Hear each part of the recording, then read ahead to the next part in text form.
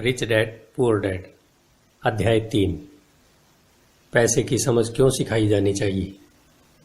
1990 में मेरे सबसे अच्छे दोस्त माइक ने अपने डैडी का लंबा चौड़ा कारोबार संभाल लिया है और उसे अपने डैडी से ज़्यादा कामयाबी मिल रही है। हम एक दूसरे से साल में 1-2 बार गोल्फ कोर्स पर मिलते हैं। वह और उसकी पत्नी इतने ज़्यादा अमीर हैं कि आप इसकी कल्पना भी नहीं कर सकते। अमीर डैडी का साम्राज्य बहुत सुरक्षित हाथों में है और अब माइक अपने बेटे को उसी तरह सिखा रहा है जिस तरह से उसके डैडी ने हमें सिखाया था। 1994 में मैं 47 साल की उम्र में रिटायर हो गया और मेरी पत्नी किम उस वक्त 37 साल की थी। रिटायरमेंट का यह मतलब नहीं है कि हम काम नहीं करते या आगे काम नहीं करेंगे। इसका मतलब यह है कि जब तक कोई चमत्कार ही न हो जाए तब तक हम काम करने या न करने के लिए आज़ाद हैं। इसका कारण यह है कि हमारी दौलत अपने आप बढ़ती रहती है, मुद्रास्फीति की दर से कहीं ज़्यादा तेज़ रफ्तार से। मुझे लगता है कि आज़ादी इसी को कहते हैं। हमारी दौलत इतनी ज़्यादा है कि यह अपने आप बढ़ सकती है। यह पेड़ लगाने की तरह है। आप सालों तक इसे पानी देते हैं और एक दिन इसे आपकी ज़रूरत नहीं रह जाती है। इसकी जड़ें ज़मीन में काफ़ी गहराई तक पहुंच जाती हैं। इसके बाद पेड़ आपके सुख के लिए छाया और फल देता है। माइक ने साम्राज्य चलाने का विकल्प चुना और मैंने रिटायर होने का। जब भी मैं लोगों से बात करता हूं तो वे अक्सर मुझसे सलाह मांगते हैं कि उन्हें क्या करना चाहिए, शुरुआत कहां और कैसे की जाए। आपकी नज़र में कौन सी पुस्तक बढ़िया रहेगी? हम अपने बच्चों को यह सब कैसे सिखाएं? कामयाबी का रहस्य क्या है? मैं किस तरह करोड़ों रुपए कमा सकता हूं? ऐसे वक्त मुझे हमेशा एक लेख की याद आती है जो यहां दिया जा रहा है। सबसे अमीर बिजनेसमैन। 1923 में हमारे सबसे महान नेता और सबसे अमीर बिजनेसमैन शिकागो में एजवाटर बीच पर इकट्ठे हुए। ये लोग बहुत मशहूर थे। चार्ल्स श्वाब सबसे बड़ी स्टील कंपनी के मुखिया थे। सैमुअल इंसोल दुनिया की सबसे बड़ी यूटिलिटी के अध्यक्ष। हावर्ड हॉब्सन सबसे बड़ी गैस कंपनी के मुखिया। आइवर क्रूजर दुनिया की सबसे बड़ी कंपनियों में से एक, इंटरनेशनल मैच कंपनी के अध्यक्ष। Lian Frazier bank of international settlement के अध्यक्ष थे। रिचर्ड व्हाइटनी न्यूयॉर्क स्टॉक एक्सचेंज के मुखिया। आर्थर कॉटन और जेसी लिवरमोर सबसे बड़े 2 स्टॉक स्पेकुलेटर्स थे और अल्बर्ट फॉल प्रेसिडेंट हार्डिंग के कैबिनेट के मंत्री थे। 25 साल बाद इनमें से 9 लोगों का अंत इस तरह हुआ। श्वाब 5 साल तक कर्जे में डूबे रहने के बाद गरीबी में मरे। इंसुल की मौत विदेश में दिवालियेपन की हालत में हुई। क्रूजर और कॉटन भी गरीबी में मरे। हॉब्सन पागल हो गए। व्हाइटनी और अल्बर्ट फॉल उस समय जेल से रिहा हुए थे। फ्रेजियर और लिवरमोर आत्महत्या कर चुके थे। शायद कोई भी ठीक से यह नहीं बता सकता कि इन लोगों के साथ ऐसा क्यों हुआ। यह 1923 की बात है। हम इतना अंदाजा तो लगा सकते हैं कि यह 1929 के मार्केट क्रैश आर्थिक मंदी के ठीक पहले हुआ था। मंदी का इन लोगों पर निश्चित रूप से बहुत ज़्यादा असर हुआ होगा। देखने वाली बात यह है, आज हम इन लोगों से ज़्यादा मुश्किल समय में जी रहे हैं। परिवर्तन ज़्यादा तेज़ी से हो रहे हैं और पूरी दुनिया में हो रहे हैं। मुझे लगता है कि आने वाले 25 सालों में बहुत से ऐसे उतार चढ़ाव आएंगे जो इन लोगों द्वारा झेले गए उतार चढ़ावों की तरह ही होंगे। मुझे यह चिंता है कि बहुत से लोग सिर्फ पैसे पर अपना ध्यान लगाए बैठे हैं और अपनी सबसे बड़ी दौलत पर ध्यान नहीं दे रहे हैं, जिसका नाम है शिक्षा। अगर लोग लचीले होने, दिमाग खुला रखने और सीखने के लिए तैयार रहें तो इन परिवर्तनों के बावजूद वे बहुत अमीर बन सकते हैं। अगर लोग यह सोचेंगे कि पैसा ही उनकी समस्याओं को सुलझा सकता है तो ऐसे लोगों के लिए आगे आने वाला समय बहुत परेशानी भरा होगा। बुद्धि से समस्याएं सुलझती हैं और पैसा आता है। अगर आपके पास पैसे की समझ नहीं है तो पैसा चाहे आ भी जाए पर ज़्यादा देर तक नहीं टिकता। ज़्यादातर लोग जिंदगी भर यह नहीं समझ पाते कि असल बात यह नहीं है कि आप कितना पैसा कमा पाते हैं, बल्कि यह है कि आप कितना पैसा रख पाते हैं। हमने लॉटरी जीतने वाले उन गरीब लोगों की कहानियां सुनी है जो अचानक अमीर बन जाते हैं, पर कुछ समय बाद वे फिर से गरीब हो जाते हैं। ये लोग लाखों करोड़ों जीतते हैं, फिर भी वे लौटकर वहीं आ जाते हैं जहां से उन्होंने शुरू किया था। आपने उन व्यावसायिक एथलीटों की कहानियां भी पढ़ी होंगी जो 24 साल की उम्र में हर साल करोड़ों डॉलर कमाते हैं और 34 साल की उम्र में उन्हें पुल के नीचे सोना पड़ता है। आज ही के अखबार में एक युवा बास्केटबॉल खिलाड़ी की खबर छपी है जो 1 साल पहले करोड़ों का मालिक था। आज वह यह शिकायत करता फिर रहा है कि उसके दोस्तों, वकीलों और अकाउंटेंट ने उसके पैसे हड़प लिए और इसी वजह से आज उसे बहुत कम मजदूरी पर कार धोने का काम करना पड़ रहा है। वह सिर्फ 29 साल का है, उसे कार धोने के काम से भी निकाल दिया गया है। इसकी वजह यह थी कि उसने कार साफ करते समय अपनी चैंपियनशिप रिंग उतारने से मना कर दिया और इसलिए उसकी खबर अखबार में छप गई। वह अपने निकाले जाने का विरोध कर रहा था और कहता है कि यह भेदभाव है। अंगूठी ही तो उसकी महान जिंदगी की इकलौती निशानी है। उसका कहना है कि अगर आप उसकी अंगूठी उतार लेंगे तो उसके पास जिंदा रहने का कोई सहारा ही नहीं बचेगा और वह मर जाएगा। 1997 में मैं ऐसे बहुत से लोगों को जानता हूं जो नए नए करोड़पति बन रहे हैं। एक बार फिर यह 1920 के उछाल वाले दशक की याद दिलाता है। हालांकि मैं खुश हूं कि इतने ज़्यादा लोग अमीर बनते जा रहे हैं, परंतु मैं उन्हें चेतावनी देना चाहता हूं। लंबे समय में यह महत्वपूर्ण नहीं है कि आपने कितना पैसा कमाया, बल्कि महत्वपूर्ण यह है कि आपने कितना पैसा रखा और आपने कितनी पीढ़ियों तक उस पैसे को सहेजा। तो जब लोग मुझसे पूछते हैं हम किस तरह शुरू करें या मुझे बताइए कि जल्दी से अमीर कैसे बना जा सकता है, तो वे मेरे जवाब से बहुत निराश होते हैं। मैं उनसे सिर्फ यही कहता हूँ जो मेरे अमीर डैडी ने मुझसे बचपन में कहा था, अगर तुम अमीर बनना चाहते हो तो तुम्हारे पास पैसे की समझ होना चाहिए। जब भी मैं अमीर डैडी से मिलता था यह विचार मेरे दिमाग में हर बार ठोका जाता था। जैसा मैंने कहा, मेरे पढ़े लिखे डैडी हमेशा किताबें पढ़ने के फायदे बताते रहते थे। दूसरी तरफ मेरे अमीर डैडी वित्तीय साक्षरता या पैसे की समझ विकसित करने पर जोर देते थे। अगर आप एम्पायर स्टेट बिल्डिंग बनाने जा रहे हैं तो सबसे पहले आपको एक गहरा खड्डा खोदना पड़ेगा और एक मजबूत नींव डालनी पड़ेगी।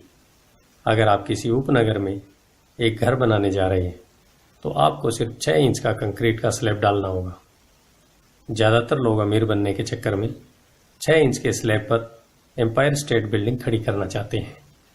हमारा स्कूल सिस्टम उस जमाने का है जब खेती किसानी ही अर्थव्यवस्था का आधार थी। आज भी यह बिना नींव के घरों में भरोसा करता है।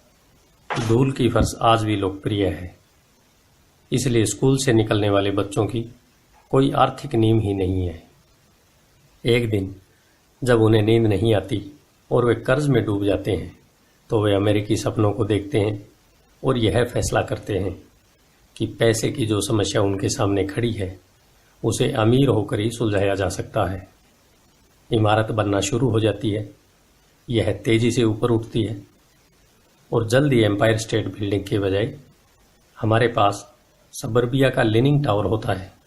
हमारी रातों की नींद एक बार फिर उड़ जाती है। माइक और मेरे लिए दोनों ही विकल्प संभव थे, क्योंकि हमारी आर्थिक नींव मजबूत थी और पैसे की समझ हमें बचपन से ही सिखाई गई थी। देखा जाए तो अकाउंटिंग शायद दुनिया का सबसे बोरिंग विषय है। यह बहुत उलझन भरा विषय भी है, परंतु अगर आप लंबे समय तक अमीर बने रहना चाहते हैं तो यह सबसे महत्वपूर्ण विषय भी है। सवाल यह है कि आप इस बोरिंग और उलझन भरे विषय को अपने बच्चों को किस तरह सिखा सकते हैं। इस सवाल का जवाब है इसे आसान बनाकर। पहले इसे तस्वीरों के जरिए सिखाइए। अमीर डैडी ने माइक और मेरे लिए एक मजबूत आर्थिक नींव डाली थी। चूंकि हम लोग छोटे बच्चे थे, इसलिए उन्होंने हमें सिखाने का एक आसान तरीका ईजाद किया था। सालों तक वे केवल चित्र बनाते रहे और उनके साथ शब्दों का इस्तेमाल करके हमें समझाते रहे। जब माइक और मैंने उन आसान डायग्राम्स की मदद से आर्थिक शब्दावली और पैसे के खेल को समझ लिया तो इसके कई सालों बाद अमीर डैडी ने अंकों को जोड़ना चालू किया। जब माइक और मैंने उन आसान डायग्राम की मदद से आर्थिक शब्दावली और पैसे के खेल को समझ लिया, आज माइक को जितने अकाउंटिंग विश्लेषण की जरूरत है वह उससे भी कहीं सूक्ष्म और जटिल विश्लेषण कर सकता है। उसके पास 10 अरब डॉलर का साम्राज्य है। मैं इतना ज़्यादा जटिल विश्लेषण नहीं करता क्योंकि मेरा साम्राज्य छोटा है, परंतु हम दोनों की ही नींव आसान नींव थी। आगे आने वाले पृष्ठों में मैं आपके सामने वही आसान से चित्र खींचूंगा जो माइक के डैडी ने हमारे लिए खींचे थे। हालांकि वे आसान हैं, परंतु इन चित्रों के सहारे उन्होंने 2 छोटे बच्चों को ठोस और गहरे नींव पर दौलत का महल बनाना सिखाया था। नियम 1, आपको संपत्ति और दायित्व का अंतर पता होना चाहिए और हमेशा संपत्ति ही खरीदना चाहिए। अगर आप अमीर बनना चाहते हैं तो आपको बस इतना ही जानने की जरूरत है। यह पहला नियम है, यही इकलौता नियम है। यह बहुत आसान लगता है, परंतु ज़्यादा लोगों को यह पता ही नहीं है कि यह नियम कितना महत्वपूर्ण है।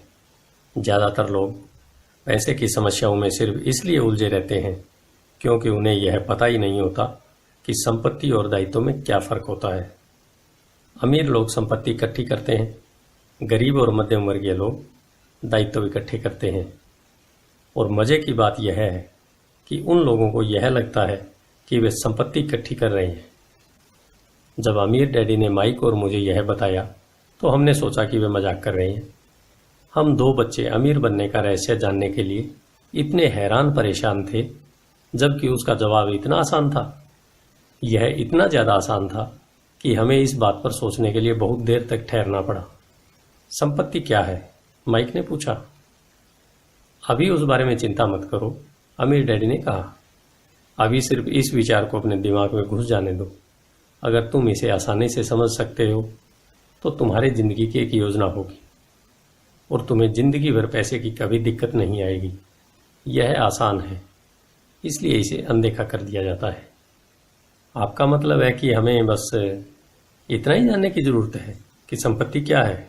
यह जानने के बाद हम उसे हासिल कर लें और अमीर बन जाएं? मैंने पूछा। अमीर डैडी ने हामी भरी। हाँ, यह इतना ही आसान है। अगर यह इतना आसान है तो फिर हर आदमी अमीर क्यों नहीं बन जाता? मैंने पूछा। अमीर डैडी मुस्कुराई। क्योंकि लोग संपत्ति और दायित्व में फर्क नहीं कर पाते।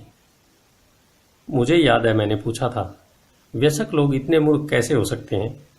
अगर यह इतना आसान है और इतना महत्वपूर्ण है तो हर कोई इसे जानना या खोजना क्यों नहीं चाहता? संपत्ति और दायित्व क्या होते हैं, यह समझाने में अमीर डैडी को बस कुछ ही मिनट लगे। बड़े लोगों को यह नियम समझाने में बहुत कठिनाई होती है क्योंकि बड़े लोग ज़्यादा स्मार्ट होते हैं। मैंने अक्सर देखा है कि ज़्यादातर लोग आसान विचारों को नहीं समझ पाते। इसका कारण यह है कि उनकी शिक्षा अलग तरह से हुई है। उन्हें दूसरे प्रोफेशनल्स ने पढ़ाया है, जैसे bankers, accountants, real estate agents, financial planner इत्यादि। ज़्यादातर बड़े लोगों के सामने मुश्किल यह होती है कि उन्हें बहुत कुछ भूलना पड़ता है और एक बार फिर से बच्चा बनना पड़ता है। एक समझदार वयस्क को अक्सर ऐसा लगता है कि आसान परिभाषाओं पर ध्यान देना मूर्खता है। अमीर डैडी KISS सिद्धांत में यकीन करते थे। Keep it simple stupid. मूर्ख, इसे आसान ही रहने दो। इसलिए वे हम 2 छोटे बच्चों के सबक को आसान बनाते थे और इस तरह उन्होंने हमारी पैसे की नींव को ज़्यादा मजबूत बना दिया। तो दिक्कत या उलझन किस बात से आती है, या इतनी आसान चीज़ किस तरह कठिन बन जाती है? कोई ऐसी संपत्ति क्यों खरीदता है जो असल में दायित्व होती है? इसका जवाब हमें अपनी बुनियादी शिक्षा में मिलता है। हम साक्षरता शब्द पर ध्यान देते हैं और पैसे की साक्षरता को अनदेखा कर देते हैं। कोई वस्तु संपत्ति है या दायित्व, यह कैसे पता चलेगा? अगर आप सचमुच संकट में फंसना चाहें तो इन शब्दों को डिक्शनरी में देख लें। मैं जानता हूं कि वहां दी हुई परिभाषाएं किसी अकाउंटेंट को अच्छी लगती होंगी, परंतु दिक्कत यह है कि आम आदमी उन्हें पूरी तरह से समझ नहीं पाता। फिर भी हम वयस्क लोग यह मानने में अपनी तौहीन समझते हैं कि कोई चीज़ हमें समझ में नहीं आ रही है।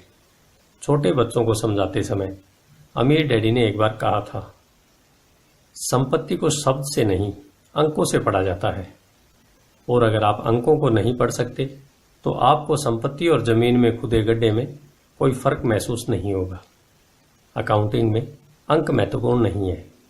महत्वपूर्ण तो वह बात है जो अंक आपको बता रहे हैं। यह शब्दों की ही तरह है। शब्द महत्वपूर्ण नहीं होते। महत्वपूर्ण वह बात होती है जो शब्दों के जरिए बताई जाती है। कई लोग पढ़ते हैं परंतु ज़्यादा समझ नहीं पाते। यह रीडिंग कॉम्प्रिहेंशन या पढ़े हुए को समझने की काबिलियत होती है। और इस क्षेत्र में हम सब की अलग अलग काबिलियत होती है। उदाहरण के लिए, मैंने हाल ही में एक नया VCR खरीदा। इसके साथ निर्देश पुस्तिका भी थी जिसमें समझाया गया था कि अपने VCR को किस तरह प्रोग्राम किया जाता है। मैं शुक्रवार की शाम को आने वाले अपने फेवरेट शो को रिकॉर्ड करना चाहता था, पर उस निर्देश पुस्तिका को पढ़ते पढ़ते मैं पागल हो गया। मुझे दुनिया में कोई भी काम इतना मुश्किल नहीं लग रहा था जितना कि अपना VCR प्रोग्राम करना। मैं शब्दों को पढ़ सकता था परंतु इसके बावजूद मुझे समझ में कुछ नहीं आ रहा था। मुझे शब्दों को पहचानने में A मिल रहा था परंतु उन्हें समझने में मुझे F मिल रहा था।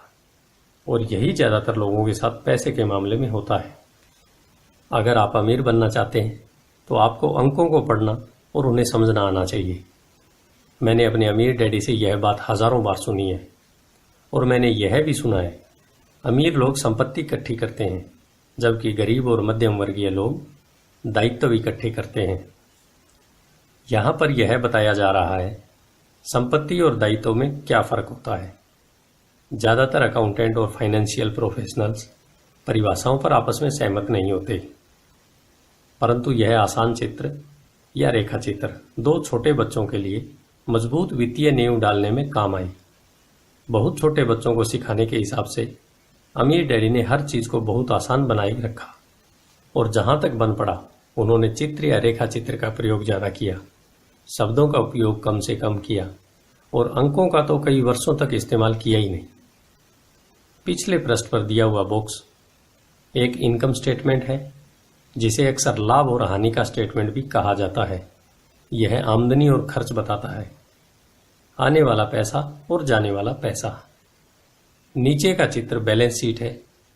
इसे इसलिए यह कहा जाता है क्योंकि इसमें संपत्ति और दायित्वों को एक साथ मिलाकर देखा जाता है, यानी उन्हें बैलेंस किया जाता है। कुछ लोग जिनमें पैसे की समझ नहीं होती इनकम स्टेटमेंट और बैलेंस शीट के बीच के संबंध को नहीं जानते। यह समझ जानना बहुत जरूरी है। पैसे की तंगी की असली वजह यह होती है कि लोग संपत्ति और दायित्व के बीच के अंतर को ठीक से नहीं समझ पाते। अक्सर उन दोनों शब्दों की परिभाषाएं भी समस्याएं खड़ी कर देती है। अगर आपको दुविधा में पढ़ना अच्छा लगता है तो आप शब्दकोश उठाकर उसमें संपत्ति और दायित्व शब्दों का मतलब देख लें। अब इन परिभाषाओं का मतलब अकाउंटेंट को तो अच्छी तरह समझ में आ सकता है, परंतु आम आदमी के लिए यह वैसी ही बात हो गई जैसी परिभाषा का मतलब मैंडेरिन जैसी किसी विदेशी भाषा में लिख दिया गया हो। आप परिभाषा के लिखे हुए शब्दों को पढ़ तो सकते हैं परंतु उन्हें अच्छी तरह समझना कठिन है। इसलिए जैसा मैंने पहले कहा था, मेरे अमीर डैडी ने हमेशा दोनों छोटे बच्चों को यह आसान परिभाषाएं सिखाई। संपत्ति वह होती है जो आपकी जेब में पैसा डालती है। अच्छी, आसान और उपयोग में आने वाली परिभाषा। यह एक दायित्व का कैश फ्लो पैटर्न है। अब चूंकि संपत्ति और दायित्व को चित्रों से समझा दिया गया है, इसलिए शब्दों में दी गई परिभाषाओं को समझना ज्यादा आसान होगा। संपत्ति वह चीज है जो आपकी जेब में पैसा डालती है। दायित्व वह चीज है जो आपकी जेब से पैसा निकालती है। वास्तव में आपको इतना ही जानने की जरूरत है। अगर आप अमीर बनना चाहते हैं तो आप जिंदगी भर संपत्ति खरीदते रहिए। अगर आप गरीब या मध्यम वर्गीय आदमी बनना चाहते हैं तो आप दायित्व खरीदते रहिए। इनके बीच के फर्क को न जानने से ज्यादातर लोग जीवन भर पैसे की तंगी से परेशान रहते हैं। पैसों के लिए आदमी इसलिए परेशान होता है क्योंकि वह न तो शब्दों को समझ पाता है न ही अंकों को। जिन लोगों के सामने पैसे की मुश्किलें आ रही है उन्हें यह समझ लेना चाहिए कि शब्दों या अंकों में ऐसा कुछ है जिसे वे पढ़ नहीं पा रहे हैं। कोई चीज़ ठीक से उनकी समझ में नहीं आ रही है। अमीर लोग इसलिए अमीर होते हैं क्योंकि इस मामले में वे पैसे की तंगी से परेशान लोगों से ज़्यादा समझदार होते हैं। तो अगर आप अमीर बनना चाहते हैं और अपनी दौलत को बनाए रखना चाहते हैं तो पैसे की साक्षरता और समझदारी महत्वपूर्ण है, शब्दों में भी और अंकों में भी। चित्रों में जो तीर लगे हैं वे पैसे के बहाव यानी कैश फ्लो को बताते हैं। ध्यान रखिए, सिर्फ अंकों से पूरी बात समझ में नहीं आती है और सिर्फ शब्दों से भी पूरी बात समझ में नहीं आती है। महत्व तो पूरी कहानी का होता है। किसी वित्तीय रिपोर्ट में अंकों को पढ़ना प्लाट या कहानी ढूंढने की तरह ही है। पैसा कहाँ जा रहा है, इस बात की कहानी। 80% परिवारों की पैसे की कहानी यह होती है कि वे अमीर बनने के लिए कड़ी मेहनत करते जाते हैं। इसका कारण यह नहीं है कि वे पैसा नहीं कमाते। असली कारण यह है कि वे जिंदगी भर संपत्ति की जगह, उदाहरण के तौर पर यह एक गरीब आदमी या घर पर रहने वाले नौजवान का कैश फ्लो पैटर्न है, यह मध्यम वर्गीय आदमी का कैश फ्लो पैटर्न है, यह एक अमीर आदमी का कैश फ्लो पैटर्न है। जैसा कि आप देख सकते हैं, ये सभी चित्र बहुत ज़्यादा सरल बना दिए गए हैं। हम में से हर एक को जिंदा रहने के लिए खर्च करना पड़ता है। हम सभी को रोटी, कपड़ा और मकान की ज़रूरत होती है। चित्र यह बताते हैं कि गरीब, मध्यम वर्गीय और अमीर आदमियों की जिंदगियों में पैसा किस तरह आता जाता है। कैश फ्लो पूरी कहानी बता देता है। इस कहानी में यह बताया जाता है कि वह आदमी अपने पैसे का किस तरह इस्तेमाल करता है। एक बार पैसा हाथ में आ जाने के बाद वह उस पैसे का क्या करता है। मैंने अपनी कहानी अमेरिका के सबसे अमीर व्यक्तियों से इसलिए शुरू की ताकि मैं यह बता सकूं कि इतने सारे लोगों की सोच में कहाँ गलती होती है। गलती यह होती है कि वे यह मानते हैं कि पैसे से सारी समस्याएं सुलझ जाती हैं।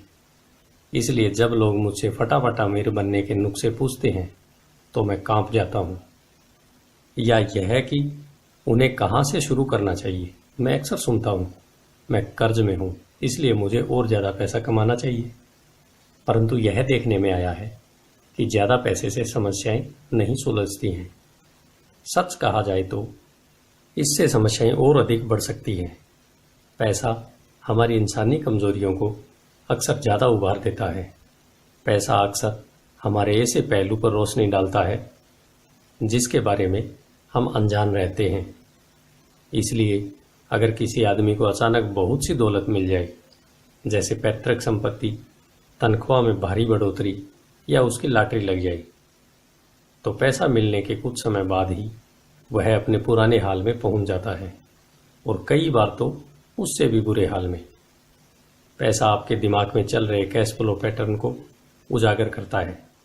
अगर यह पैटर्न ऐसा है कि अपनी पूरी कमाई खर्च करना है तो इस बात की बहुत संभावना है कि आपकी आमदनी बढ़ेगी तो आपका खर्च अपने आप बढ़ जाएगा। इसलिए यह कहावत सही है, मूर्ख और उसके पैसे से शानदार दावतें होती हैं। मैंने यह कई बार कहा है कि हम स्कूल इसलिए जाते हैं ताकि हम शैक्षणिक और व्यावसायिक काबिलियत हासिल कर सकें। निश्चित रूप से ये दोनों ही महत्वपूर्ण हैं। हमारी व्यावसायिक काबिलियत के कारण ही हम पैसा बनाना सीखते हैं। 1960 के दशक में जब मैं हाई स्कूल में था, यह माना जाता था कि अगर कोई पढ़ने लिखने में अच्छा है तो वह होनहार विद्यार्थी आगे जाकर डॉक्टर बनेगा। अक्सर उस बच्चे से यह नहीं पूछा जाता था कि क्या वह डॉक्टर बनना चाहेगा, यह मान लिया जाता था। इसका कारण यह था कि इस धंधे में सबसे ज़्यादा पैसा नजर आता था। आज डॉक्टरों के सामने पैसे के बहुत बड़े संकट हैं जो भगवान न करे किसी और के सामने हो।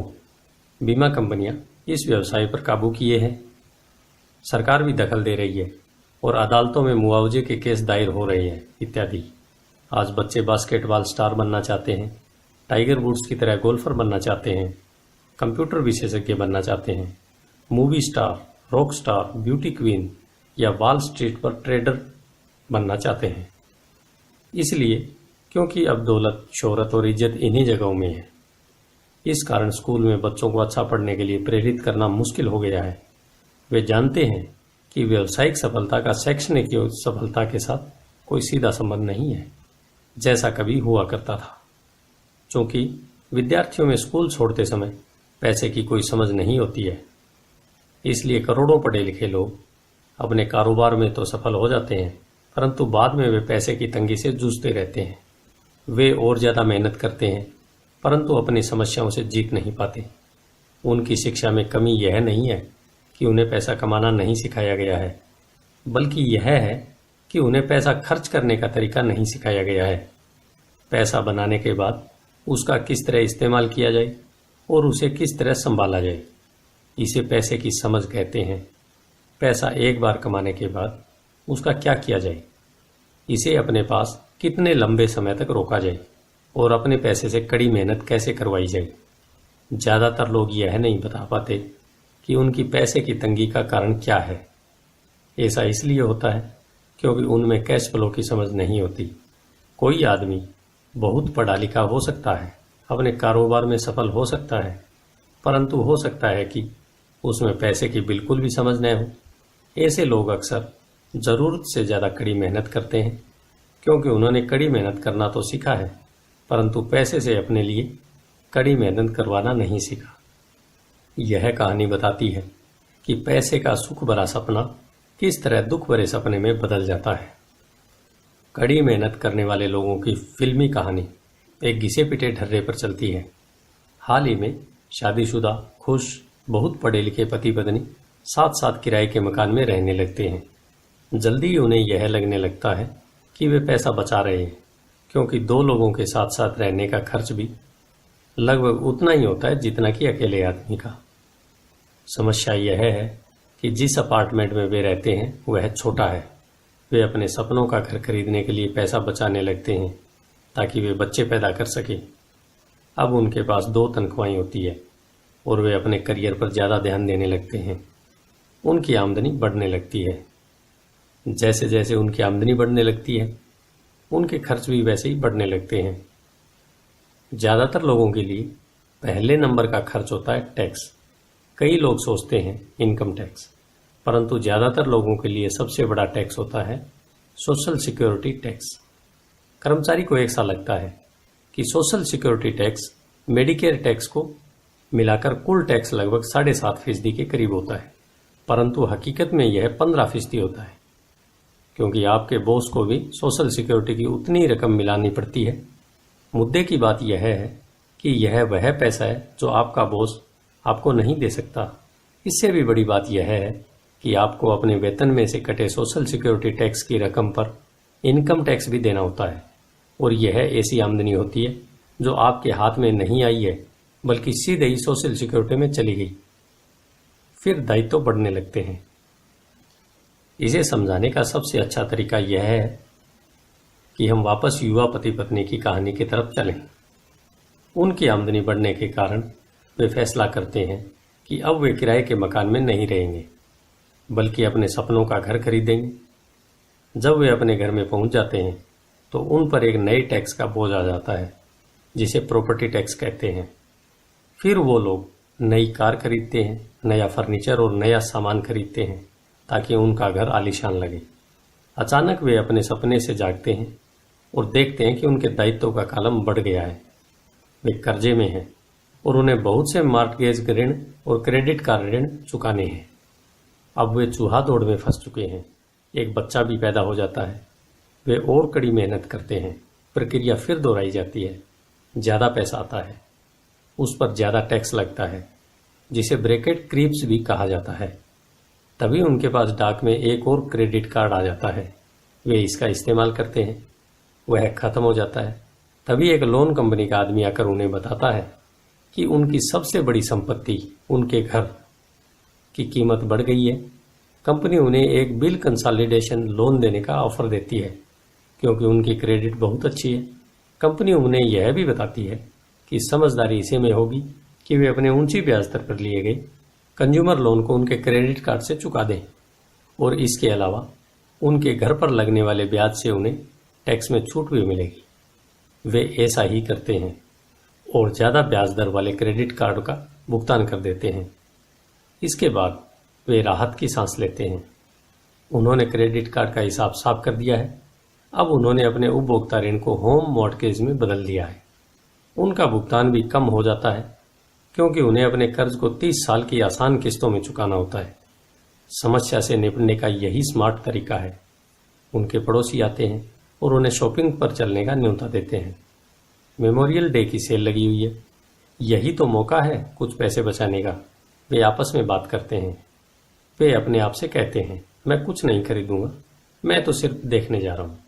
परंतु अगर कोई चीज जम जाए तो उसे खरीदने की उम्मीद में भी अपने क्रेडिट कार्ड को ले जाना नहीं भूलते। मैं एक युवा दंपति से हर समय टकराता हूँ। उनके नाम बदलते रहते हैं परंतु उनके पैसे की तंगी एक सी ही रहती है। वे मेरी चर्चाओं में यह सुनने के लिए आते हैं कि मैं इस बारे में क्या कहता हूँ। वे मुझसे पूछते हैं, क्या आप हमें बता सकते हैं कि और ज़्यादा पैसा कैसे कमाया जाता है। उनकी खर्चीली आदतों ने उन्हें और ज़्यादा कमाने के लिए मजबूर कर दिया है।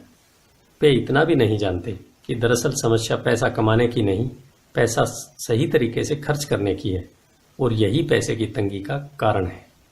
यह समस्या इसलिए पैदा होती है क्योंकि उनमें पैसे की समझ नहीं होती। यह समस्या इसलिए भी और भयानक हो जाती है क्योंकि वे संपत्ति और दायित्व में फर्क को नहीं समझ पाते। मेरा मानना है कि ज़्यादा पैसे से शायद ही कभी किसी की पैसे की समस्याएं सुलझती हों। समस्याएं समझदारी से सुलझती हैं। मेरा एक दोस्त बार बार कर्ज में फंसे लोगों को यही सलाह देता है, अगर आपको लगता है कि आपने अपने आप को किसी गड्ढे में फंसा लिया है तो गड्ढा खोदना बंद कर दो। मेरे डैडी बचपन में हमें बताया करते थे कि जापानी 3 ताकतों को मानते हैं, तलवार की ताकत, रत्नों की ताकत और दर्पण की ताकत। तलवार हथियारों की ताकत का प्रतीक थी। अमेरिका ने हथियारों पर खरबों डॉलर खर्च कर दिए और इसी कारण वह आज विश्व में सबसे ताकतवर देश है। रत्न पैसे की ताकत का प्रतीक है। इस कहावत में कुछ तो सच्चाई है। यह स्वर्णिम नियम याद रखो, जिसके पास स्वर्ण है वही नियम बनाता है। दर्पण आत्मज्ञान का प्रतीक है। जापानी दंत कथा के अनुसार यह आत्मज्ञान इन तीनों में से सबसे कीमती वस्तु थी। गरीब और मध्यम वर्गीय लोग अक्सर धन की ताकत से नियंत्रित होते हैं। वे सुबह सुबह उठकर कड़ी मेहनत करने यानी नौकरी करने चले जाते हैं और खुद से यह तक नहीं पूछते कि क्या ऐसा करना समझदारी है। पैसे की समझ न होने के कारण ज़्यादातर लोग पैसे की डरावनी ताकत को यह इजाज़त दे देते हैं कि वह उन्हें काबू में कर ले। पैसे की ताकत उनके विरोध में इस्तेमाल होती है। अगर वे दर्पण की ताकत का इस्तेमाल करते तो वे खुद से यह सवाल पूछते, क्या इसमें समझदारी है। बहुत बार अपनी अंदरूनी समझदारी पर भरोसा करने के बजाय लोग भीड़ के साथ साथ चलने लगते हैं। वे कोई काम इसलिए करते हैं क्योंकि सभी लोग ऐसा करते हैं। वे सवाल पूछने के बजाय नकल करने लगते हैं। अक्सर वे नासमझी के कारण वही दोहराते हैं जो उन्हें सिखाया गया है। इस तरह के विचार कि आपका घर आपकी सबसे बड़ी पूंजी है, आपका घर आपका सबसे बड़ा निवेश है, अगर आप ज़्यादा कर्ज लेते हैं तो आपको टैक्स में ज़्यादा छूट मिलेगी, सुरक्षित नौकरी खोजो, गलतियां मत करो, खतरे मत उठाओ। ऐसा कहा जाता है कि ज़्यादातर लोगों के लिए मौत से भी डरावनी चीज़ होती है भीड़ के सामने बोलने का डर। मनोवैज्ञानिक कहते हैं कि ज़्यादातर लोग सार्वजनिक मंच पर बोलने से इसलिए कतराते हैं क्योंकि उन्हें यह डर होता है कि उनकी बुराई होगी, लोग बाग उनकी हंसी उड़ाएंगे, वे अकेले रह जाएंगे, सबसे कट जाएंगे और बिरादरी से अलग थलग कर दिए जाएंगे। सबसे अलग होने का डर या अकेले रह जाने का डर ही वह सबसे बड़ा कारण है जिस वजह से ज़्यादातर लोग अपनी समस्या हल करने के लिए नए तरीके नहीं ढूंढते। इसलिए मेरे पढ़े लिखे डैडी कहा करते थे कि जापानी लोग दर्पण की ताकत को सबसे ज़्यादा महत्व देते थे, क्योंकि जब इंसान दर्पण में खुद को देखता है तभी उसे सच्चाई का पता चलता है। और ज़्यादातर लोग खतरे मत उठाओ इसलिए कहते हैं क्योंकि वे खुद डरे हुए होते हैं। यह किसी भी चीज़ के बारे में कहा जा सकता है, जैसे खेल में, संबंधों में, करियर में या धन में। इसी समाज से कट जाने के डर के कारण लोग लीक पर चलते हैं और समाज की स्वीकृत मान्यताओं या लोकप्रिय प्रवृत्तियों के खिलाफ नहीं जाते।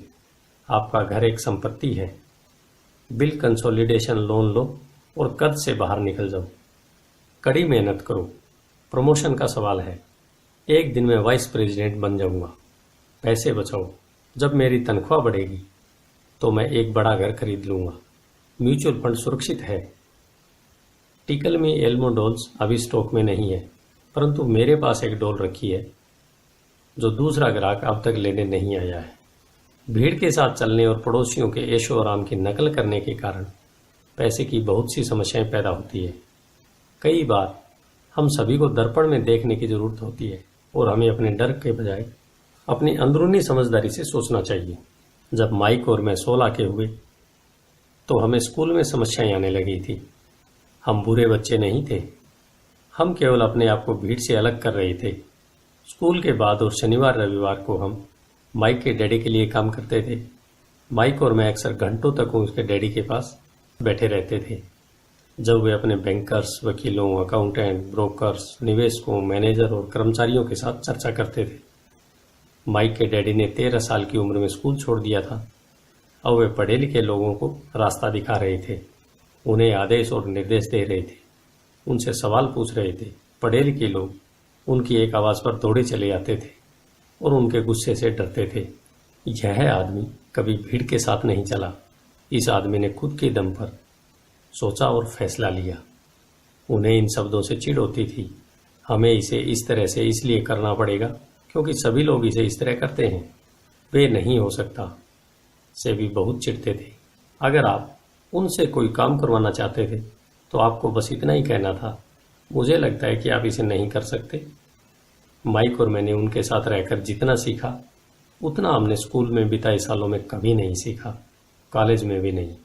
माइक के डैडी के पास स्कूल की शिक्षा तो नहीं थी, परंतु उनके पास पैसे की शिक्षा थी और इसी कारण वे सफल भी थे।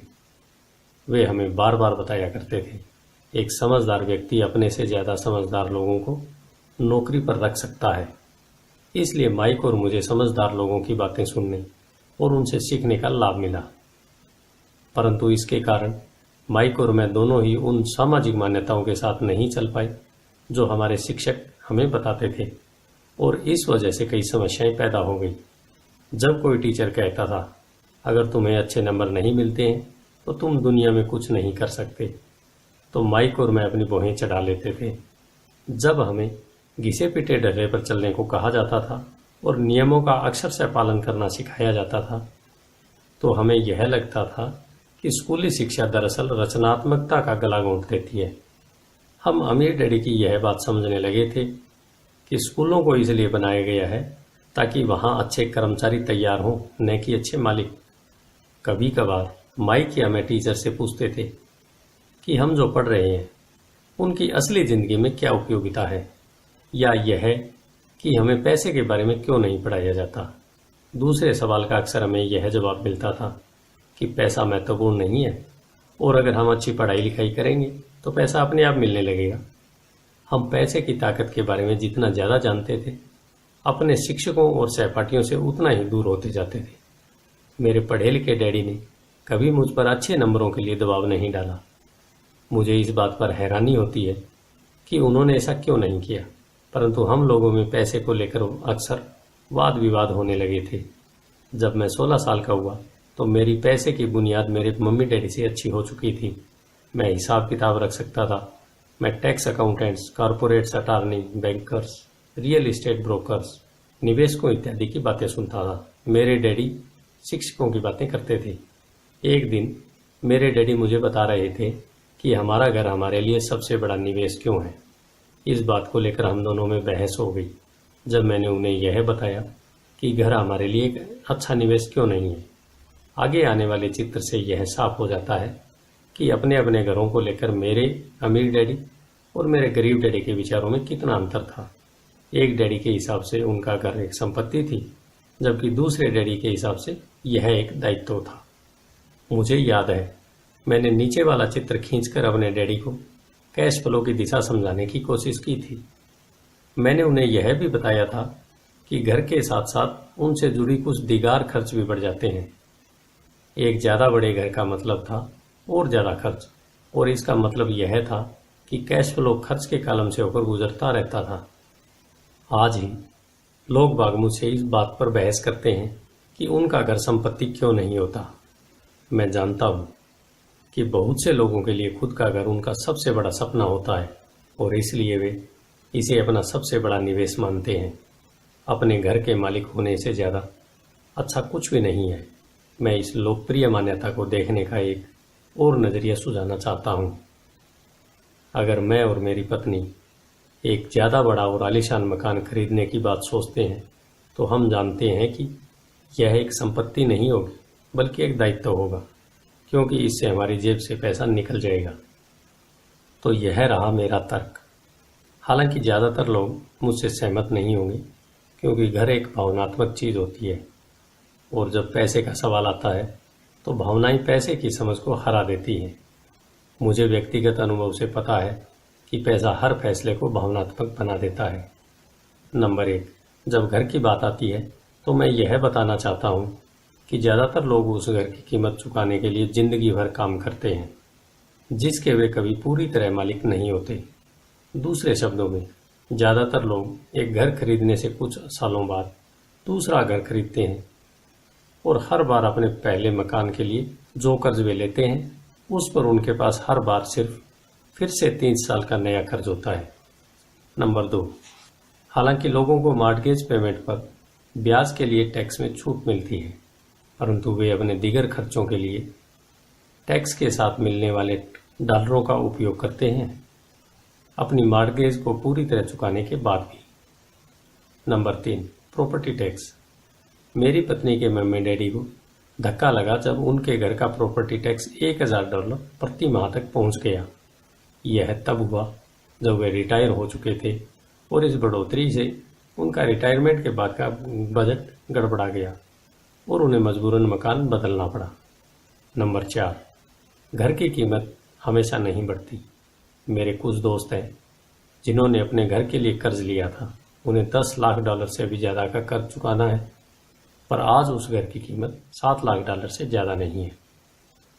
नंबर 5, सबसे बड़े नुकसान अवसर गंवाने की वजह से होते हैं। अगर आपका सारा पैसा मकान में फंसा रहता है तो आपको ज़्यादा कड़ी मेहनत करनी पड़ती है ताकि आपका खर्च चलता रहे। इस दौरान आपके संपत्ति वाले कॉलम में कोई बढ़ोतरी नहीं होती है। अगर एक युवा पति पत्नी शुरुआत में ही अपना पैसा संपत्ति वाले कॉलम में लगाएं तो उनके आगे के साल आराम से गुजरेंगे, खासकर उस समय जब वे अपने बच्चों को कॉलेज में भेजेंगे।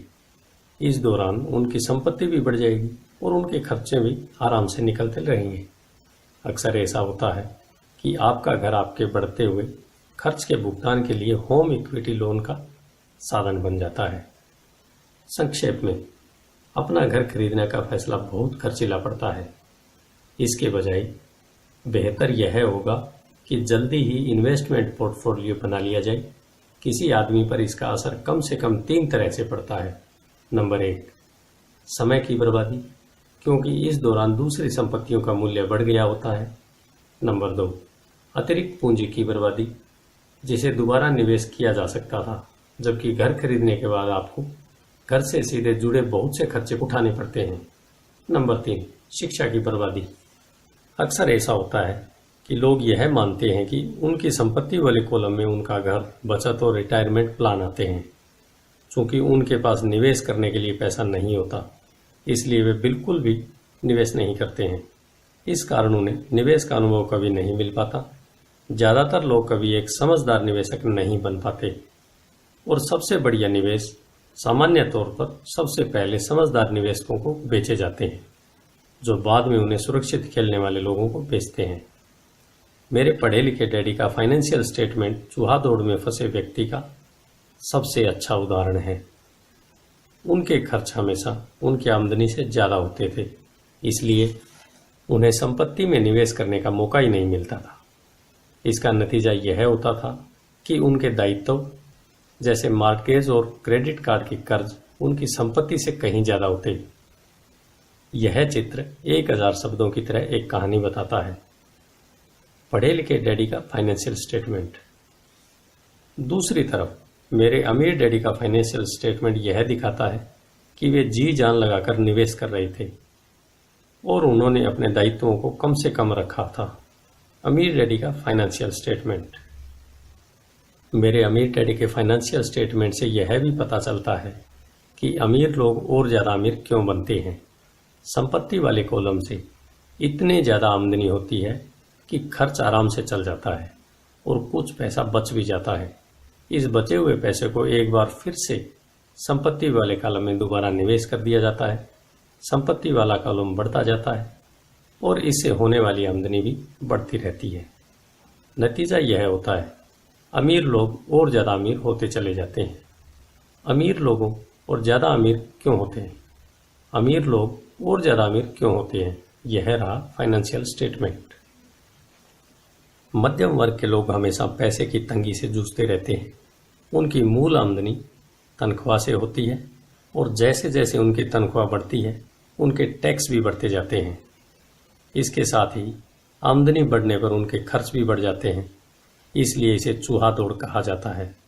ये लोग मानते हैं कि उनका घर उनकी मूल संपत्ति है और इसलिए वे आमदनी दिलाने वाली संपत्ति में निवेश नहीं करते।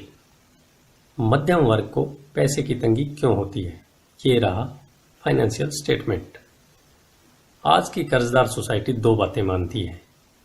पहली यह है कि खुद का घर एक निवेश होता है और दूसरी यह है कि तनख्वाह बढ़ने पर खर्च भी बढ़ना चाहिए या एक ज़्यादा बड़ा घर खरीद लेना चाहिए। बढ़ते हुए खर्च के कारण परिवार ज़्यादा कर्ज में फंस जाते हैं और उन्हें पैसे की और ज़्यादा तंगी का सामना करना पड़ता है। हालांकि वे अपनी नौकरियों में लगातार तरक्की कर रहे हैं और उनकी तनख्वाह लगातार बढ़ती जा रही है। इसे हाई रिस्क लिविंग या बहुत जोखिम भरी जीवन शैली कहा जाता है और इसका कारण यह है कि ऐसे लोगों में पैसे की समझ नहीं होती। 1990 के दशक में नौकरियों में भारी कटौती से यह बात पता चली कि मध्यम वर्ग पैसे के मामले में कितना असुरक्षित है। अचानक कंपनी पेंशन प्लान की जगह पर 41 के प्लान आ गए हैं।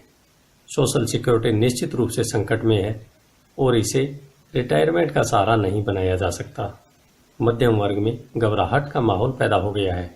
आज एक अच्छी बात यह है कि ज़्यादातर लोग ये बातें समझते हैं और इसलिए उन्होंने म्यूचुअल फंड खरीदना शुरू कर दिया है। निवेश में हुई बढ़ोतरी के कारण ही हमने स्टॉक मार्केट में इतनी तेजी देखी है। आज मध्यम वर्ग की बढ़ती हुई मांग को पूरा करने के लिए नए नए म्यूचुअल फंड बनते जा रहे हैं। म्यूचुअल फंड इसलिए लोकप्रिय हुए क्योंकि वे सुरक्षा के प्रतीक हैं। औसत म्यूचुअल फंड खरीदने वाले आदमी नौकरी में, टैक्स और मार्केट चुकाने में, अपने बच्चों की शिक्षा की फीस के लिए पैसे बचाने में और अपने क्रेडिट कार्ड का हिसाब साफ करने में बहुत ज़्यादा व्यस्त हैं। उनके पास इतना समय नहीं है कि वे निवेश करने की कला सीख सकें, इसलिए वे म्यूचुअल फंड के मैनेजर की काबिलियत पर भरोसा करते हैं।